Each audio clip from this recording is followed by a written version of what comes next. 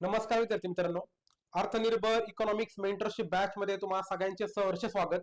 आज आपण आपल्या डेली जे डिकोडिंग टार्गेट्स त्या ठिकाणी सांगत असतो, तर त्या संदर्भात आपण पुढील व्हिडिओ या ठिकाणी बनवत आहोत.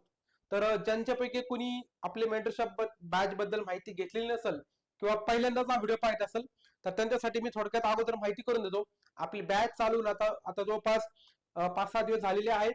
24 ऑगस्टला बॅच चालू झालेली आहे आणि या बॅच मध्ये आपण डेली टार्गेट देऊन त्या ठिकाणी विद्यार्थ्यांकडनं अभ्यास करून घेतो आणि त्या टार्गेटवर आपण एक 100 MCQ ची टेस्ट देखील त्यांच्याकडनं सॉल्व्ह करून घेतो. तर अशा पद्धतीने टार्गेट स्वरूपात अभ्यास तर चालू आहे, त्याचबरोबर इतर देखील त्याच्यामध्ये गायडन्स होणार आहे, जसं की पीआयक्यू अनालिसिस कसं करावं, राईट, MCQ सॉल्व्ह करताना ऑप्शन एलिमेंट कसे करावेत, टाइम मॅनेजमेंट, प्रिलिम आणि मेन्सचा अभ्यास एकत्र कसा करावा, नोट्स कशा काढाव्या, एक्झामच्या अगोदर कुठले टॉपिक रिवाइज करावेत, कमीत कमी रिव्हिजन मध्ये मॅक्झिमम मार्क्स कसे घ्यावेत, येत्या लक्षात, वीक एरियाजवर काम कसं करावं, करंटचा डेटा त्या ठिकाणी अपडेट कसा करावा, राईट. अशा पद्धतीने सगळ्या पद्धतीचं गायडन्स तुम्हाला ह्या बॅच मध्ये भेटते, ते म्हणजे फक्त ₹1 मेंटरशिप बॅच मध्ये. अशा पद्धतीने तुम्हाला ही बॅच समाधान कोकड सरांच्या ऍपवर भेटून जाईल, राईट. तर त्या ठिकाणी ऑलरेडी मी जर व्हिडिओ तुम्ही युट्यूबवर पाहत असाल तर त्या ठिकाणी तुम्हाला त्याची लिंक देखील भेटून जाईल. आपल्या ऍपवर देखील आपण काही त्याचे सॅम्पल व्हिडिओ टाकलेले आहेत, तुम्हाला त्याच्यामध्ये सॅम्पल पीडीएफ देखील त्यामध्ये दिसतील, तर तुम्ही बॅच जॉईन करून त्याचा नक्कीच लाभ घेऊ शकता. येणारी गट कशी जी पूर्व परीक्षा आहे 25 ऑक्टोबर 2026 ला जी होत आहे, तर त्या दृष्टीने आपण या ठिकाणी टार्गेट करून या ठिकाणी मेंटरशिप बॅच घेत आहोत. तुमच्यापैकी बऱ्याच विद्यार्थ्यांनी बॅच जॉईन केलेली असेलच, पण तुमचे जर कोणी मित्रमैत्रीण असतील त्यांना नक्की सांगा, कारण ₹1 आजकाल मार्केटमध्ये आपल्याला माहितीये, साधा चहा प्यायचा म्हणलं तरी सध्या चहाची किंमत ₹15 झालेली आहे. पाठीमागे गॅसचे भाव वाढले आणि आता साखरेचे भाव वाढले, त्याच्यामुळं तुम्हाला माहिती ₹1 काहीच भेटत नाही. तर ₹1 का ठेवली, तर त्याच्या आपलं काय आहे, तर आपलं करन्सी ना, बरोबर. तर ते मान ठेवण्यासाठी आणि आपले अर्थशास्त्र आहे, त्याच्यामुळे आपल्याला मान ठेवून ते ₹1 ठेवावा लागतं मित्रांनो. त्याच्यामुळे या ठिकाणी अशा पद्धतीने बॅच ऑलरेडी आपली चालू झालेली आहे, तुम्ही त्याचा नक्की लाभ घ्या. तर सुरुवात करतो मी आपल्या डिकोडिंग सेशनला. ते म्हणजे आपलं पुढचं टॉपिक मित्रांनो, तो म्हणजे तुमचा आरबीआय. तर बघा, जसं तुम्हाला पाठीमागे बोललो होतं की पंचवार्षिक योजनेवर टॉपिकवर भरपूर सारे प्रश्न आहेत, तशाच पद्धतीने आरबीआय आणि बँकिंगवर खूप सारे प्रश्न आहेत. तर आज आपण आरबीआय हा टॉपिक या ठिकाणी पाहणार आहोत, RBI Reserve Bank of India, right. तर बघा, याच्यामध्ये सगळ्यात पहिल्यांदा मी कुठले डिकोडिंग सेशन सांगत असताना सगळ्यात पहिल्यांदा त्या टॉपिकवर कुठले पीआयक्यू विचारलेत त्याचा क्रक्स आधी सांगत असतो, जेणेकरून तुम्हाला लक्षात यावं की नेमका अभ्यास तर आपल्याला सगळ्याच करायचा आहे, म्हणजे आरबीआय संदर्भात सगळीच माहिती घ्यायची, पण प्रिलिमच्या अँगलने कुठले टॉपिक जास्त इम्पॉर्टंट आहेत ते तुमचे मिस व्हायला नको त्या अँगलने. तर बघा, तुम्हाला काय काय प्रश्न विचारलेत मित्रांनो, तो तुम्हाला रेपो रेटची व्याख्या विचारली, म्हणजे रेपो रेट म्हणजे काय याच्यावर प्रश्न आलेला आहे. त्याचबरोबर मौद्रिक धोरण राबवणारी संस्था, तर बघा मॉनिटरी पॉलिसी आपण त्याला म्हणतो. आधी मॉनिटरी पॉलिसी राबवण्याचं काम कोणाकडे माहिती का, आरबीआय कडे होतं. आणि आता आपल्याला माहिती का, आरबीआयची थोडीशी मोनोपॉली कमी करण्यासाठी त्यांनी मॉनिटरी पॉलिसी कमिटी आणलेली 2016 पासून, ठीक आहे. तर मॉनिटरी पॉलिसी कमिटी आली 2016 पासून. नंतर रिझर्व्ह बँकेच्या धोरणावर प्रश्न विचारलाय की भाव वाढीच्या काळात आणि भाव घटीच्या काळात, म्हणजे ज्यावेळेस इन्फ्लेशन असतं आणि डिफ्लेशन असतं, ह्या काळामध्ये आरबीआय कुठल्या पद्धतीचे धोरण राबवते. आपल्याला माहिती आहे, भाव वाढ असेल तर ऑब्व्हियसली मार्केटमधून आरबीआय पैसा काढून घेईल ना रे, राईट. आणि जर भाव वाढच्या उलटी कंडिशन असेल, म्हणजे मंदी असेल, त्या ठिकाणी आरबीआय मार्केटमध्ये जास्तीत जास्त पैसा सोडायचं काम करेल. नंतर मौद्रिक धोरण, त्याच्यामध्ये मग प्रत्यक्ष आणि अप्रत्यक्ष प्रकार कुठले कशाचे रे, तर मॉनिटरी पॉलिसी राबवण्यासाठी 2 प्रकारचे इन्स्ट्रुमेंट आहेत. एक आहे तुमचं संख्यात्मक, दुसरं आहे तुमचं नॉन संख्यात्मक, किंवा आपण त्याला काय म्हणू शकतो, एका तुमचं क्वांटिटेटिव्ह, दुसरे क्वालिटेटिव्ह. तर क्वांटिटेटिव्ह मध्ये देखील एक डायरेक्ट आणि इनडायरेक्ट अशा पद्धतीचे असतात, राईट. तसं त्याचा चार्ट तुम्हाला करता येईल. ऑलरेडी मी बॅच मध्ये खूप साऱ्या गोष्टी डिटेलमध्ये घेतलेल्या आहेत. त्यानंतर पुढे बघा, रिझर्व्ह बँक संदर्भात मूलभूत माहिती विचारली, जसं की स्थापना कधी झाली, त्याचं राष्ट्रीयकरण कधी झालं. आपल्याला माहिती की स्थापना कधी झाली रे, 1935 ला. कायदा मात्र 1934 चा आहे, राईट. 34 चा कायदा, 35 ची स्थापना. आणि राष्ट्रीयकरण वगैरे कधी झालं, तर आधी ती प्रायव्हेट बँक होती, नंतर ती सरकारने ताब्यात घेतली वगैरे सारख्या गोष्टी. नंतर मौद्रिक धोरणाची व्याख्या, मॉनिटरी पॉलिसी म्हणजे काय, तर अशा बेसिक गोष्टीवर देखील त्यांनी प्रश्न विचारलेले आहेत. आणि लक्षात ठेवा, मौद्रिक धोरण हे आयोगाचा फेवरेट टॉपिक बरं का. पण तुम्हाला आरबीआय मध्ये लास्ट मोमेंटला काय वाचायचं मी बोलले, ते मौद्रिक धोरण संदर्भात माहिती पाहून घ्या, कारण याच्यावर काय प्रश्न विचारलेले आहेत. मौद्रिक धोरण हा याच्याचा सगळ्यात फेवरेट टॉपिक आहे, येते लक्षात. अशा पद्धतीने तुम्हाला आरबीआयचा टॉपिक करताना अभ्यास करावा लागेल. बघा, पुन्हा आला मौद्रिक धोरण, पुन्हा तुम्हाला मॉनिटरी पॉलिसीचा अभ्यास करावा लागेल. तुम्हाला त्याचे पूर्ण कुंडे माहित पाहिजे. मॉनिटरी पॉलिसीसाठी कमिटी कुठल्या होता, त्यातले तुम्हाला उर्जित पटेल कमिटी माहित पाहिजे, राईट. त्यांच्या रिकमेंडेशन आपण पुढे जाऊन आधी भरपूर साऱ्या कमिटी आल्या होत्या, पण ज्यांच्या कमिटीने फायनली आपण स्थापन केले होते म्हणजे तुमची उर्जित पटेल कमिटी, राईट. त्यासाठी आपण फायनान्स काय म्हणू शकतो आपण बजेटमध्ये तशा पद्धतीचं फायनान्स बिल आणून आरबीआय कायद्यामध्ये दुरुस्ती केलेली आहे आणि 16 साली एमपीसीची स्थापना झालेली आहे, राईट. तर मग मौद्रिक धोरणाचे उद्दिष्ट विचारतात नेमकं कशासाठी मॉनिटरी पॉलिसी राबवायची. नंतर रिझर्व्ह बँकेच्या संख्यात्मक पत नियंत्रण पद्धतीचे घटक, तेच मॉनिटरी पॉलिसीचे तुम्हाला सांगितलं घटक. एक आहे तुमचं कुठले रे, क्वांटिटेटिव्ह म्हणजे काय संख्यात्मक क्वांटिटेटिव्ह, आणि दुसरे तुमचं क्वालिटेटिव्ह म्हणजे गुणात्मक. तर मग याच्यामध्ये देखील टाइप्स आहेत. कशामध्ये, क्वांटिटेटिव्ह मध्ये काय तुमचं डायरेक्ट, त्याच्यामध्ये सीआरआर एसएलआर आपण पकडतो, आणि दुसरं इनडायरेक्ट त्याच्यामध्ये मग bank rate, open market operation, market stabilisation scheme, right, liquidity adjustment facility, अशा आपण त्याला इनडायरेक्ट मध्ये पकडतो. त्या रेट मी बॅच मध्ये डिटेल मध्ये घेतलंय, हे तुम्हाला वाचायचं तुम्हाला मी सांगतो, राईट. नंतर पुढचं बघा, रिझर्व्ह बँकेच्या द्वारे बँक रेट वाढवण्याचा परिणाम. बँक रेट ज्यावेळेस वाढवला जातो, राईट, बँक रेट म्हणजे काय, या ठिकाणी ज्यावेळेस आरबीआय बँकांना लॉंग टर्म लोन देते त्याला आपण म्हणतो बँक रेट, राईट, आणि जे शॉर्ट टर्म देते त्याला आपण त्याला काय म्हणतो, रेपो रेट. लक्षात ठेवा. तर मग त्याचा परिणाम काय होतो. नंतर पुढे भारतीय केंद्रीय बँकेला रिझर्व्ह बँक का म्हणतात, आरबीआय काय म्हणायचं आपल्याला, तर आपल्याला माहिती आहे शेड्यूल बँकेची त्याच्यामध्ये किंवा बँकेची त्याच्यामध्ये खाते असतात, राईट.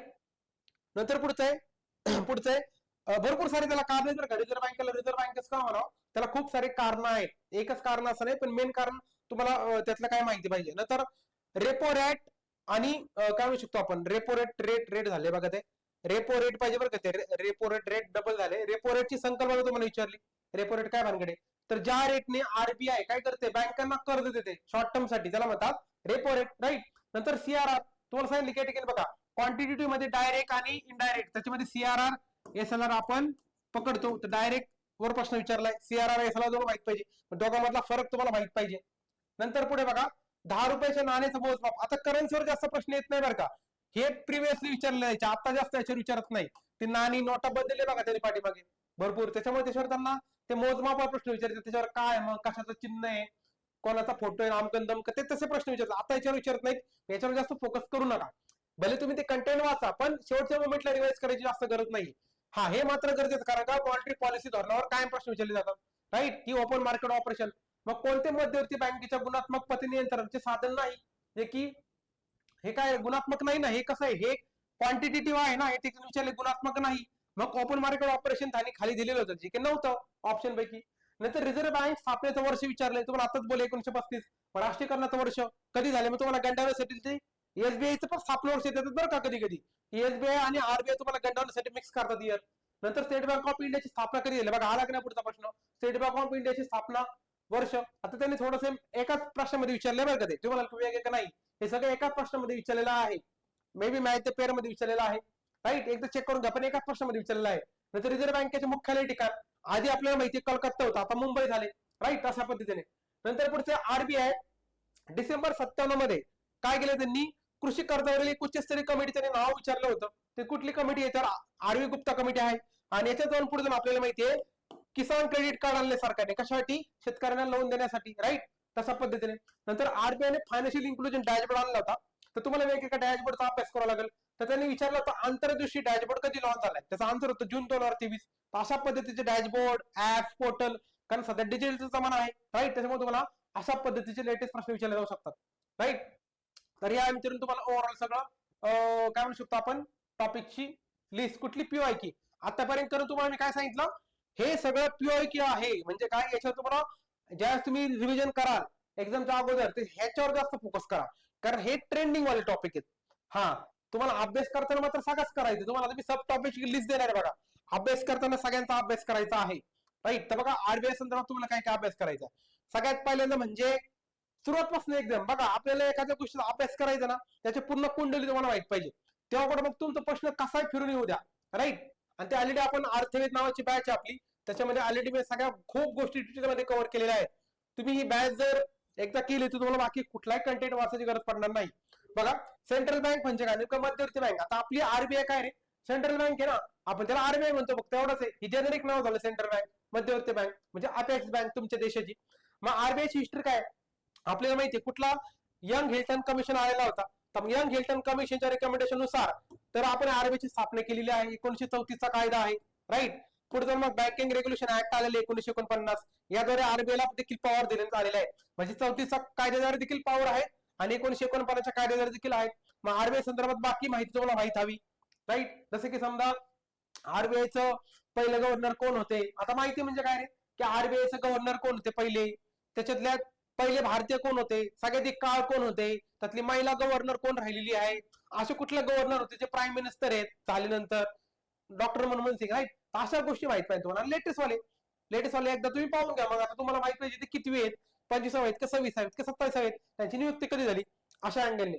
नंतर बघा आरबीआयची रचना. आरबीआयची रचनेमध्ये काय असते, जे काही त्यांच्या मध्यवर्ती संचालक मंडळ असते त्याच्यामध्ये 21 संचालक, 16+5 असं त्याचं स्ट्रक्चर असते. मग त्याच्यामध्ये 16 कुठून आले, 5 कुठून आले, त्याची नियुक्ती कोण वगैरे करतं. नंतर आरबीआयची कार्यालय, प्रादेशिक कार्यालय, स्थानिक कार्यालय, असे वेगवेगळे कार्यालय आहेत, त्यांचा अभ्यास करावा लागतोय. नंतर आरबीआयच्या वेगवेगळ्या संस्था, काही बघा ट्रेनिंग वाले इन्स्टिट्यूशन आहेत, काही रिसर्च वाले इन्स्टिट्यूशन आहेत, मग त्या कुठे कुठे आहेत त्यांचा अभ्यास करावा लागेल, ट्रेनिंग वाल्या, रिसर्च वाल्या, आणि काही संलग्न संस्था देखील आहेत, राईट, त्यांचा अभ्यास थोडाफार करावा लागेल. नंतर आहे आरबीआयचे वेगवेगळे रिपोर्ट, काही बघा महिन्याला पब्लिश होतात, काही 2 महिन्याला पब्लिश होतात, काही क्वार्टरली पब्लिश होतात, काही 6 महिन्याला पब्लिश होतात, काही वर्षाला पब्लिश होतात, काही आठवड्याला देखील पब्लिश होतात, राईट. म्हणजे अशा पद्धतीने तुम्हाला सगळे रिपोर्ट त्या ठिकाणी विचारले जाऊ शकतात. त्यातल्या तुम्ही फोकस करताना अॅन्युअली वाले जास्त फोकस करा, राईट, आणि हाफ इयरली वाले जास्त फोकस करा. नंतर पुढे बघा आरबीआयची वेगवेगळे कार्य. तर याच्यामध्ये महत्वाचं काय कुठले रे, मॉनिटरी पॉलिसी इम्प्लिमेंटेशन आरबीआयच्या माध्यमातून होते. हा, पहिल्यांदा मॉनिटरी पॉलिसी हे काम फक्त आरबीआय करायचे, आरबीआय गव्हर्नर, त्याचा आरबीआय गव्हर्नर रोल जास्त होता. पण ती थोडीशी मोनोपॉली होती ती गव्हर्नरची, कारण एकटा माणूस मध्ये खूप सारे डिस्कशन झालं ना, कारण मॉनिटरी पॉलिसी साधी गोष्ट नाहीये, एवढं सगळे रेट वगैरे चेंज करणं, विचार करा पूर्ण इकॉनॉमीवर परिणाम होतो. मग ती थोडीशी मोनोपॉली कमी करण्यासाठी त्या ठिकाणी मॉनिटरी पॉलिसी कमिटी आणून सरकारने ते थोडंसं डायल्युशन केलेलं आहे. आता हे तुम्हाला कोणी सांगणार नाही बरं का, हे तुम्हाला आतली गोष्ट सांगतोय मी, राईट. नंतर पुढचं इश्यू ऑफ करन्सी, आरबीआयच्या माध्यमातून आपल्याला माहिती की चलनी नोटांना आपण सगळं मॅनेजमेंट करायचं काम करत असतो. नंतर बँकेट टू गव्हर्नमेंट, गव्हर्नमेंटची बँक म्हणून आरबीआय काम करते, बँकेची बँक म्हणून काम करते, राज्य सरकारची बँक म्हणून काम करते, सेंट्रल गव्हर्नमेंटची बँक म्हणून काम करते. नंतर पेमेंट अँड सेटलमेंट सिस्टीम, की 2007च्या कायद्यानुसार आपलं बघा पेमेंट सेटलमेंट सिस्टीमचं काम चालू आहे, त्याचं देखील आरबीआय सध्या कामकाज पाहते. नंतर रेग्युलेटरी बँकिंग, बँकांना रेग्युलेट करण्याचं काम, त्यांच्यावर नियंत्रण ठेवण्याचं काम, उद्या त्यांच्यामध्ये काय घोटाळा झाला तर त्यांच्यावर नियंत्रण लावण्याचं काम, ते सगळं काम आरबीआय करते. नंतर मॅनेजर ऑफ फॉरेन एक्सचेंज, जो काय आपल्या परकीय चलन साठा आहे तो सांभाळण्याचं खरेदी विक्रीचं काम आरबीआय करते. मेंटेनन्स ऑफ फायनान्शियल स्टॅबिलिटी, आपल्या भारतामध्ये काय म्हणू शकतो आपण, स्थिरता राखणं गरजेचं आहे ना. नंतर पुढचं डेव्हलपमेंट फंक्शन, वेगवेगळ्या माध्यमातून फायनान्शियल लिटरसी म्हणा, फायनान्शियल इन्क्लुजन म्हणा, या माध्यमातून डेव्हलपमेंट करते. पत पैशाचं नियंत्रण, क्रेडिट पैसा, राईट, आकडेवारी गोळा करायचं काम करते, सगळी काही माहिती गोळा करते, त्याचे रिपोर्ट येतात बघा, तर त्या ठिकाणी रिपोर्ट जारी करते. नंतर आरबीआयचे वेगवेगळे रिपोर्ट आणि डॅशबोर्ड, आता आपण तुम्हाला बोललो बघा मी आंतरदृष्टी डॅशबोर्डवर प्रश्न विचारलेला आहे 2023ला, म्हणजे 2023चं ते आन्सर होतं त्याचं. तर डॅशबोर्ड आणि ऍप्स तर माहिती पाहिजे. नंतर सगळ्यात favourite very IMP, very IMP याला 100 स्टार करून ठेवा तुमच्या अँगल, राईट, 100 स्टार. मग मॉनिटरी पॉलिसी म्हणजे काय, त्याचे उद्दिष्ट म्हणजे काय, उद्दिष्ट कुठली, त्यासाठी कुठल्या कुठल्या कमिटी नेमल्या गेल्या होत्या आपल्याला माहिती, सगळ्यात शेवटी उर्जित पटेल कमिटी. मग त्यासाठी कायदा कुठला अमेंड केलाय, 1934चा कायदा अमेंड केलाय. कधी आली मॉनिटरी पॉलिसी कमिटी, 2016ला. मग त्या मॉनिटरी पॉलिसी कमिटीमध्ये किती मेंबर असतात, राईट, मग त्याला कोण नेमतं, त्यांचा कालावधी किती असतो, त्यांचं मीटिंग कधी होते, त्याच्यामध्ये घनसंख्या किती असते, मग त्यांचे मिनिट्स ऑफ मीटिंग कोण पब्लिश करतो, राईट. या सगळ्या गोष्टी तुम्हाला डिटेलमध्ये माहिती पाहिजे मॉनिटरी पॉलिसी बाबतीमध्ये. आणि त्यांचं भाववाढी संदर्भात काय उद्दिष्ट आहे सध्या आपल्याला माहितीये, 4 + or -2 एवढे त्यांना चलनवाढ मेंटेन करावं लागते, आणि फेल केलं तर त्यांना गव्हर्नमेंटला रिपोर्ट द्यावा लागतो, यासारख्या गोष्टी. नंतर पुढे चलनविषयक धोरणाची साधनं, हा सगळ्यात आयोगाचा फेवरेट टॉपिक आहे याच्यामध्ये, म्हणजे व्हेरी आयएमपीच्या पुढचं व्हेरी आयएमपी, राईट. याला 1000 स्टार करून ठेवा तुम्ही. तर बघा तुम्हाला मग 2 पद्धतीचे, एका तुमचं संख्यात्मक आणि दुसरे गुणात्मक. तर तुम्हाला संख्यात्मक मध्ये 2 पद्धतीचे आहे तुमचे, डायरेक्ट आणि इनडायरेक्ट, बरोबर का.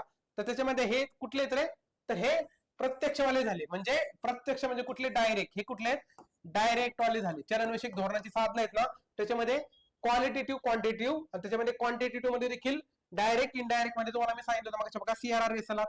नंतर इनडायरेक्ट मध्ये बघा तुम्हाला मग हे देखील स्टाडी करावं लागतंय. मग त्याच्यामध्ये बँक रेट आहे, रेपो रेट आहे, रिव्हर्स रेपो रेट आहे, ओपन मार्केट ऑपरेशन आहे, मार्केट स्टॅबिलायझेशन स्कीम आहे. तर अशा पद्धतीने यांचा अभ्यास तुम्हाला त्या ठिकाणी करावा लागेल. ठीक आहे, हे झाले तुमचे अप्रत्यक्ष साधने, म्हणजे काय रे, इनडायरेक्ट. पण कुठले, हेच क्वांटिटेटिव्ह वाले आहेत, हे कुठले क्वांटिटेटिव्ह वालेच आहेत, म्हणजे संख्यात्मक वालेच आहेत, राईट. नंतर पुढचं आहे बाकी, बघा काय होतं आपण पैसे तुम्हाला आता बोललं बघा. मग त्याच्यामध्ये रेपोचे देखील टाइप्स आहेत. एक टर्म रेपो देखील असतो. टर्म रेपो म्हणजे काय, तर नॉर्मल रेपो असतो तुमचा 1 दिवसासाठी, आणि टर्म रेपो जनरली तुमचं 1 दिवसाच्या वर जे तुम्हाला लोन लागतं बँकांना त्याला आपण टर्म रेपो म्हणतो. त्याच्यामध्ये उलटा प्रकार म्हणजे बँका आरबीआयला लोन देतात त्याला आपण त्याला रिव्हर्स रेपो म्हणतो. मार्जिनल स्टँडिंग फॅसिलिटी, भारतामध्ये पैसा जास्त आला बाहेरून, फॉरेन करन्सी, फॉरेन इन्व्हेस्टमेंट, त्या ठिकाणी आरबीआय त्या ठिकाणी गव्हर्नमेंट सिक्युरिटी विकून पैसा काढून घेते. बाजार स्थिरीकरण योजना म्हणजे मार्केट स्टॅबिलायझेशन स्कीम, राईट, हे झाली. हे त्याच्याबद्दल तुम्हाला बोललो.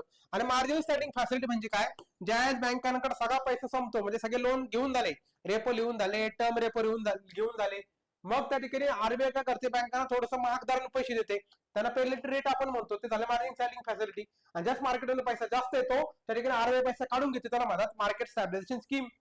नंतर स्टँडिंग डिपॉझिट फॅसिलिटी, हा नवीन प्रकार आलाय सध्या 2022 मध्ये, राईट. अशा पद्धतीने तुम्हाला अभ्यास करावा लागेल. नंतर वेगवेगळे क्वालिटेटिव्ह म्हणजे काय, गुणात्मक साधन देखील त्या ठिकाणी आहेत, त्याच्यावर देखील प्रश्न आहेत. पीओके चांगले, हा हॉट टॉपिक आहे. मग मार्जिन रिक्वायरमेंट, राईट. मग मार्जिन म्हणजे काय, तुम्हाला जे समाज 100% लोन पाहिजे तुम्हाला भेटतं, 80%च भेटतं, राईट, त्याला म्हणतात मार्जिन रिक्वायरमेंट. मग सिलेक्टिव्ह क्रेडिट कंट्रोल, गाईडलाईन्स, नैतिक संभावनी, थेट कारवाई आणि पब्लिशिंग व्हेरियंट डॉक्युमेंट्स वगैरे काय असेल ते, ह्या सगळ्या गोष्टी क्वालिटेटिव्ह आहेत. नंतर बेस रेट, बेस रेट काय मानकडे की ज्या जो मिनिमम रेट बँकांना मेंटेन करावा लागतो लोन देण्याचे, कसला रेट, तर व्याजाचा लक्षात घ्या, त्याला म्हणतात बेस दर. त्याच्या खाली व्याजदराने लोन द्यायचं नाही असं त्यांना डायरेक्शन असतात. मग पूर्वीच्या काळी बेस दर होता, तो फेल गेला, मग त्याच्या जागी सरकारने हा आणला, बँकांनी हा आणला, सॉरी आरबीआयने, कुठला, तर marginal cost of fund based lending rate, MCLR. नंतर हा देखील फेल गेला आणि त्याच्या जागी आणला ईबीएलआर, एक्सटर्नल बेंचमार्क्स वाला rate, external benchmark lending rate, right. सध्या ईबीएलआर चालू आहे. आधी हे होते बेस रेट, नंतर एमसीएलआर आला, आणि सध्या ईबीएलआर चालू आहे, 2019 ला आलेला आहे तो, बघा. नंतर पुढचं आहे आरबीआयचं ओव्हरऑल, तर आपण आतापर्यंत पाहिलं तर सगळं आपण अभ्यास केलेला आहे. काय काय तुम्हाला पाहिजे रे, त्याचा फ्रेमवर्क पाहिजे, आरबीआयचं रचना काय, त्याची संस्था काय, कार्य काय, राईट, त्याचे मग कार्य, त्याचं पोर्टल, आणि बाकी मग मॉनिटरी पॉलिसीची सगळ्या गोष्टी, म्हणजे ओव्हरऑल सगळा सिलेबस तुमचा अशा पद्धतीने आरबीआय मध्ये कम्प्लीट होऊन जातो. याच्या लक्षात खूप सपोर्ट टॉपिक आहे, हार्डली म्हणजे आपल्या बॅच मध्ये देखील आपण खूप सिंपल पद्धतीने विथ ट्रिक्स देखील कव्हर केल्या आहेत. मग तुम्हाला मी तुम्हाला सांगतो, प्रत्येक चॅप्टर मध्ये मिनिमम 10 ट्रिक्स त्या ठिकाणी सांगितलेल्या आहेत, मिनिमम 10 सांगतोय. तुम्ही म्हणाल की एवढ्या ट्रिकचा फायदा काय, फायदा असा लक्षात ठेवा, मला बरेच विद्यार्थी कॉल करून सांगतात की सर, किंवा माझे 1 to 1 मीटिंग देखील होते, विद्यार्थी म्हणतात की सर आम्हाला इकॉनॉमिक्स अवघड झाल्याचं कारण काय, तर एक तर आमच्या कन्सेप्ट क्लिअर नाहीयेत, आणि दुसरी गोष्ट म्हणजे आमचे फॅक्ट पाठ लक्षात नाही राहत. मग विचार करा, तुम्हाला फक्त इकॉनॉमिकचे फॅक्ट आहेत का, तुम्हाला हिस्ट्रीचे फॅक्ट पाठ करायचे आहेत, सायन्सच्या करायचे आहेत, पॉलिटीच्या करायचे आहेत, जॉग्राफी काय करायचंय, करंट वाचायचंय, मॅथ्स रिझनिंग करायचंय. मग एवढा फॅक्ट लक्षात ठेवणार कुठं, एवढ्या रिव्हिजनला टाइम आहे का. मग थोड्याफार ट्रिक्स देखील त्या ठिकाणी मी माझ्या पद्धतीने ज्या बनवल्या त्या ठिकाणी मी सांगत असतो, राईट. तर ज्यांना कोणाला अशा पद्धतीने विथ कन्सेप्ट जर अभ्यास करायचा असेल तर नक्की आपली अर्थवेद बॅच ऑलरेडी रेकॉर्डिंग कंप्लीट झालेले आहे, त्या ठिकाणी तुम्ही त्याचा नक्की लाभ घेऊ शकता, राईट. त्या संदर्भात ऑलरेडी याच्या संदर्भात माहिती दिलेली आहे याच्या अगोदर, ठीक आहे. तर त्या ठिकाणी तुम्हाला मी थोडक्यात सांगतो बघा, ऑलरेडी बॅच आपली म्हणजे कोर्स लेवलचे लेक्चर कंप्लीट झालेले आहेत, त्या ठिकाणी ऑलमोस्ट तुम्हाला जवळपास 60 ते 70 तासामध्ये तुमची बॅच कंप्लीट होईल. तुम्हाला त्या ठिकाणी 3 वीक भेटत आहेत. 6 महिन्यामध्ये तुम्हाला किती वेळा पाहू शकता, म्हणजे 6 महिन्यामध्ये तुम्ही 3 वेळा ती बॅच पाहू शकता. फी आपण नॉमिनल ठेवलेली आहे 1499 रुपीज. त्याच्यामध्ये तुम्हाला एकदम चालू घडामोडीनुसार अपडेट करून नोट्स त्या ठिकाणी दिलेले आहेत. प्रत्येक टॉपिकवर तुम्हाला जवळपास 100 एमसीक्यू टेस्ट त्या ठिकाणी दिलेले आहेत. पीओके आपण त्याच्यामध्ये कव्हर केलेले आहेत, इकॉनॉमिक सर्वे कव्हर केला आहे, बजेट कव्हर केलेला आहे, तुम्हाला वर्कबुक स्वरूपामध्ये नोट्स दिलेले आहेत, राईट. म्हणजे अशा पद्धतीने तुम्हाला ही बॅच घेतल्यानंतर बाकी कुठलाही कंटेंट वाचायची गरज पडणार नाही. इव्हन फॅक्ट्स पाठ करण्यासाठी देखील या ठिकाणी ट्रिक्स वगैरे मी सांगितलेलं आहे, राईट. तर अशा पद्धतीने आपली ही आर्थिक बॅच आहे. आणि याच्या बाबतीत सांगायचं झालं बॅचच्या बाबतीमध्ये मेंटरशिप, तर सगळ्यांनी बघा आपली मॉक टेस्ट 100 एमसीक्यू ची मॉक टेस्ट आहे ना, ती सॉल्व्ह करून सगळ्यांनी सॉल्व्ह करायची 60 मिनिटांमध्ये, आणि रिपोर्ट कार्ड पाठवायचं आहे. आपले भरपूर सारे ऍडमिशन झालेले आहेत, पण त्याचा प्रॉब्लेम असा की बऱ्याच विद्यार्थ्यांनी टेलिग्राम ग्रुपच जॉईन केलेला नाही. म्हणजे आतापर्यंत फक्त 150च्या आसपास विद्यार्थ्यांनी टेलिग्राम ग्रुप जॉईन केलेला आहे. ऍडमिशन 400+ आहेत, पण त्या ठिकाणी मग विद्यार्थ्यांचे मला अकाउंटेबिलिटी दिसणं गरजेचं आहे. त्या अँगलने आपण टेलिग्राम ग्रुप क्रिएट केलेला आहे. मग त्या ठिकाणी विद्यार्थ्यांनी टेस्ट सॉल्व्ह करून रिपोर्ट कार्ड पाठवायचे. रिपोर्ट कार्डचा फॉर्मॅट ऑलरेडी मी ऍप मध्ये दिलेला आहे. अशा पद्धतीने बऱ्यापैकी तो फॉर्मॅट आहे. तुम्ही किती क्वेश्चन सॉल्व्ह केले, त्यातले किती बरोबर आले, किती स्किप केले, किती चुकले, याचा पूर्ण तुम्हाला त्या ठिकाणी रिपोर्ट कार्ड बनवून टेलिग्राम ग्रुपवर पाठवायचा आहे. त्या संदर्भात माहिती ऑलरेडी मी ऍप मध्ये टाकलेली आहे, तुम्ही ते सगळ्यांनी वाचून घ्यायची. आणि जे कोणी सिरियस विद्यार्थी असतील त्यांनी त्या ठिकाणी बॅच जॉईन करा. बाकी टाइमपास विद्यार्थ्यांनी कृपया आमचा आणि तुमचा वेळ वाया घालू नका. तुम्हाला सगळ्यांना परीक्षेसाठी खूप खूप शुभेच्छा. या ठिकाणी आपण थांबूया. धन्यवाद.